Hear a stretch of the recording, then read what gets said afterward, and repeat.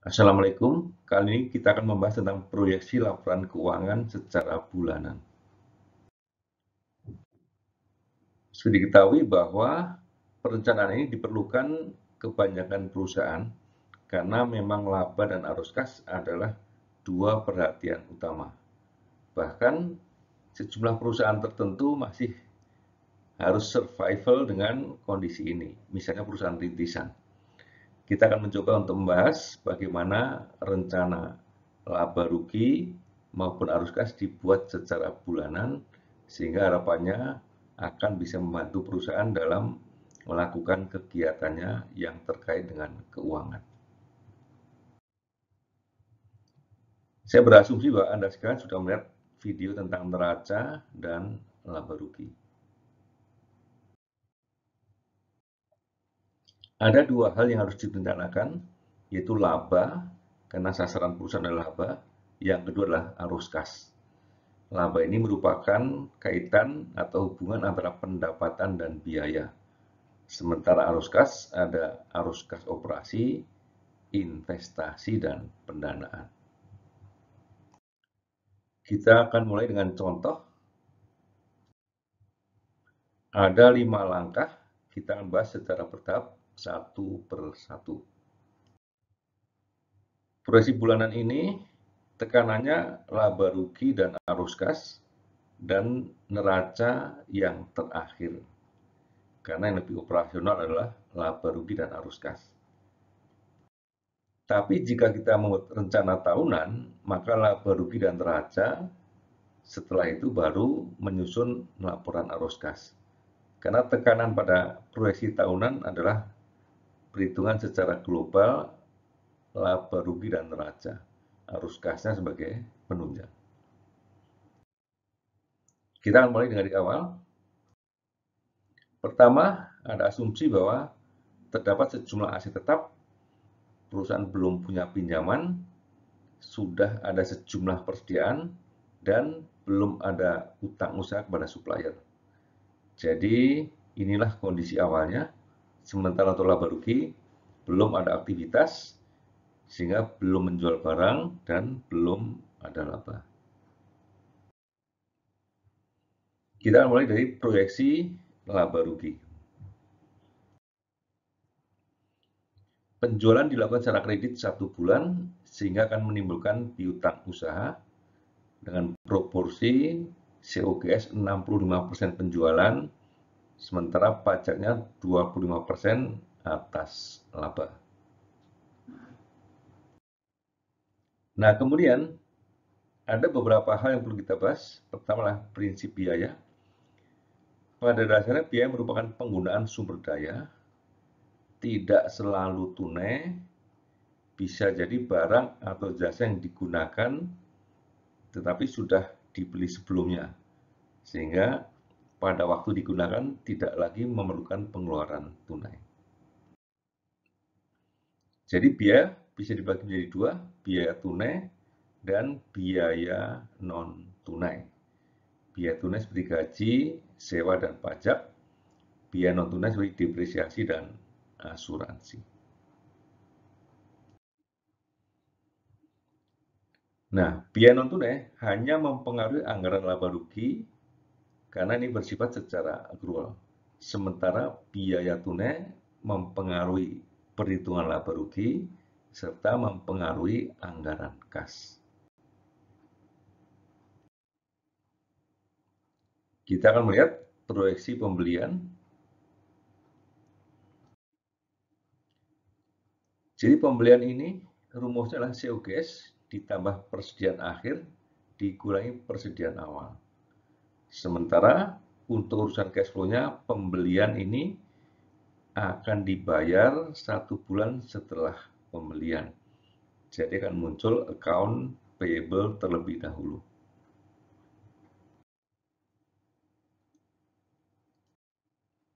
Nah, video yang terpisah tentang neraca, laba rugi, dan COGS serta laporan arus kas sudah tersedia jika Anda ingin memperdalam di sana. Untuk persediaan awal bulan Januari berasal dari persediaan akhir tahun sebelumnya.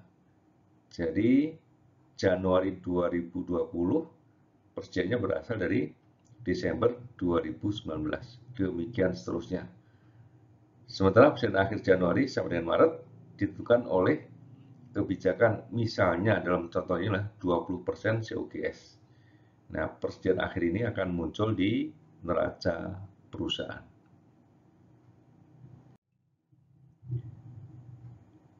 Kebijakan perjanjian ini akan bervariasi antar perusahaan karena setiap perusahaan punya cara yang berbeda menangani pekerjaan terkait dengan model bisnisnya. Sementara untuk COGS itu juga bervariasi karena profitabilitas laba quarter juga bervariasi antar industri. Sekarang kita ke anggaran kas. Anggaran kas ini terdiri dari kas dari pelanggan bulan Februari 2020 akan berasal dari penjualan bulan Januari 2020. Sementara untuk pengeluaran kasnya atau biaya kas itu terdiri biaya sewa, gaji, dan pajak ya. Tentu pajak ini saat ada laba. Pembayaran untuk supplier berasal dari pembelian bulan sebelumnya karena masanya adalah 1 bulan. Khusus bulan Februari 2020 terdapat investasi, arus kas investasi, atau capital expenditure. Sebagai catatan tentang biaya non-tunai, itu ada dua, asuransi dan depresiasi. Keduanya bersifat accrual, tidak mempengaruhi kas pada saat terjadi. Akan tetapi pembelian tunai aset tetap dan pembayaran premi asuransi tetap memerlukan kas keluar, tapi pada waktu yang sebelumnya, bukan saat digunakan atau saat dipakai. Kemudian antara kas masuk dan kas keluar ada selisih. Ini yang kita sebut dengan surplus atau defisit. Kalau lebih kita sebut dengan surplus, kalau kurang kita sebut dengan defisit. Kebijakan perusahaan tentang saldo kas awal ini perlu diketahui berasal dari tahun sebelumnya. Jadi Januari 2020 berasal dari akhir Desember 2019. Sementara pinjaman ini akan muncul kalau ada kondisi emergensi di mana terjadi defisit, dan ketika nanti ada surplus baru kemudian pinjaman ini akan kita bayar sebagian atau seluruhnya. Sudah tersedia video yang khusus membahas tentang penyusunan anggaran kas.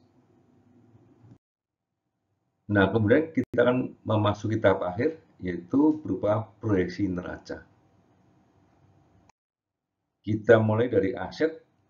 Cash ini berasal dari saldo kas di anggaran kas akhir. Kemudian account receivable berasal dari penjualan bulan sebelumnya. Sementara persediaan atau inventory berasal dari perhitungan persediaan akhir bulan. Prepaid insurance berkurang sesuai dengan alokasi yang masuk ke laba rugi berupa insurance expense. Sementara aset tetap atau PPE bertambah dengan adanya capex. Dan akumulasi depresiasi bertambah karena adanya depresiasi secara bulanan. Untuk utang dan likuiditas, account payable berasal dari pembelian bulan sebelumnya.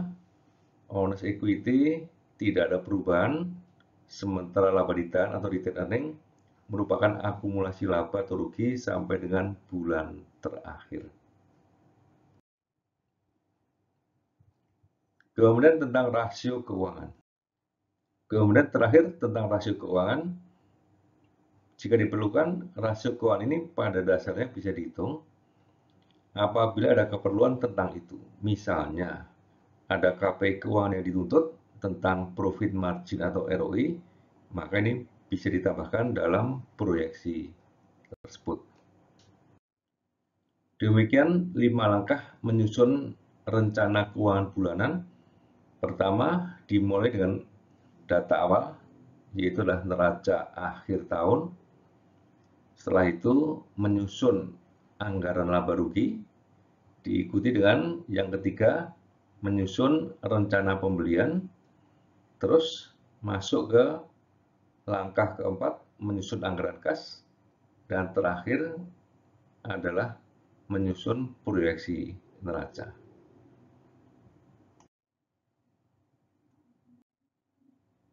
Sebagai catatan akhir, jadi terdapat dua hal yang dominan dalam bisnis.